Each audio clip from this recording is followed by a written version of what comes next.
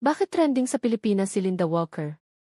Kung napapansin mong sunod-sunod lumalabas sa TikTok at Facebook ang pangalang Linda Walker, hindi ka nag-iisa. Sa mga nakaraang araw, halos hindi na mawawala ang pangalan niya sa mga comments at reels, pero sino nga ba talaga si Linda Walker at bakit siya trending? Si Linda Walker ay hindi totoong tao. Siya ay isang karakter sa isang Chinese drama na ngayon ay viral sa social media, lalo na sa TikTok, YouTube, at iba pang platform.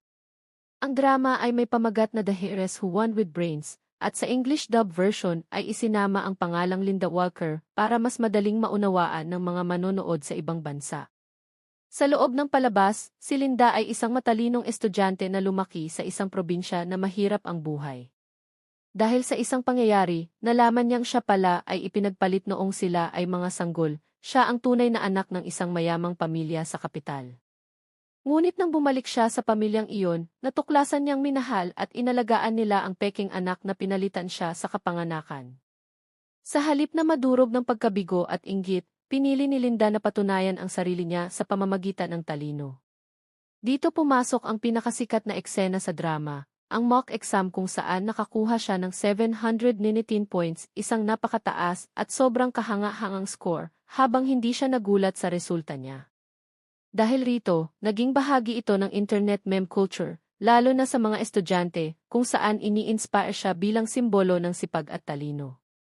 Ang karakter ni Linda ay naging trending hindi dahil sa romansa o drama sa pamilya lang, kundi dahil sa kanyang talino at determinasyon. Sa isang eksena na kumalat sa social media, ipinakita niya na kahit mahirap ang pinagmulan, kaya niyang lampasan ang lahat sa pamamagitan ng sipag at pag-aaral. Ang pangalan niyang Linda Walker ay madalas gamitin sa mga komento para magbigay ng biro, inspirasyon, o kahit patawa, kahit sa mga posts na wala naman talagang koneksyon sa drama. Ang karakter na si Linda Walker ay ginampanan ng isang batang Chinese actress na Zhang Yingfei, na nag-aral sa Central Academy of Drama at mabilis sumikat dahil sa papel na ito.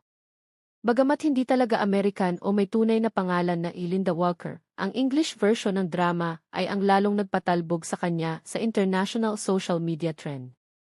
Maraming Pilipino ang nakakakita ng mga clips at memes tungkol kay Linda, lalo na ang eksena ng 719 points, kaya naging simula ito ng curiosity at aha moments.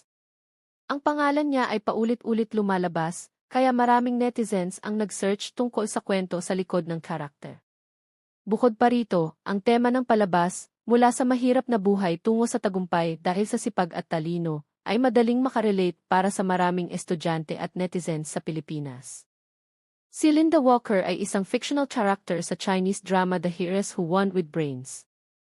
Ang kanyang kasikatan ay dahil sa viral clips at memes tungkol sa kanyang mataas na exam score, 719 points. Hindi siya totoong tao, pero naging inspirasyon o joke sa maraming social media users. Sumikat siya sa Pilipinas dahil sa nakaka-curious at inspirational na premise ng kanyang kwento. Kung nakita mo ang pangalan niya sa For You page o comment section, ngayon marahil alam mo na ang kwento sa likod nito, mula probinsyang estudyante hanggang viral internet phenomenon.